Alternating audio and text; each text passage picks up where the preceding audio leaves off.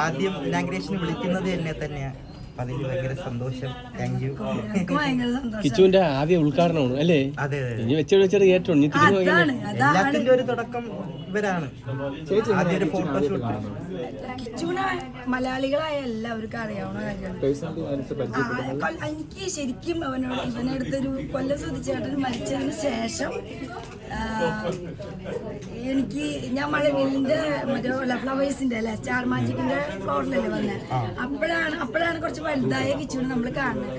ചേട്ടൻ മരിച്ചതിന് ശേഷം പിന്നെ ഇവരുടെ പരിപാടികൾ അങ്ങനെയൊക്കെ കണ്ടിട്ട് നമുക്ക് എല്ലാ മലയാളി അമ്മമാരെ പോലെ തന്നെ ഒരു ഇഷ്ടമുണ്ട് അവൻ്റെ അടുത്ത്. പക്ഷെ നമുക്കത് അങ്ങനെ പറയാനും അങ്ങനെ എല്ലാവർക്കും ഇഷ്ടമാണ് അവനെ.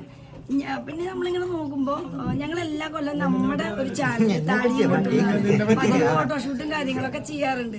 അപ്പോൾ ഞാനൊരിക്കൽ ഇത് എത്രത്തോളം ഇതാവുന്നില്ല. എനിക്ക് എപ്പോഴും നോക്കുമ്പോൾ ഇവന്റെ ഫോട്ടോഷൂട്ടുകൾ അല്ലെങ്കിൽ ഇവൻ സിനിമയിൽ വരിക അങ്ങനെയൊന്നും നമ്മളിങ്ങനെ സെർച്ച് ചെയ്യും.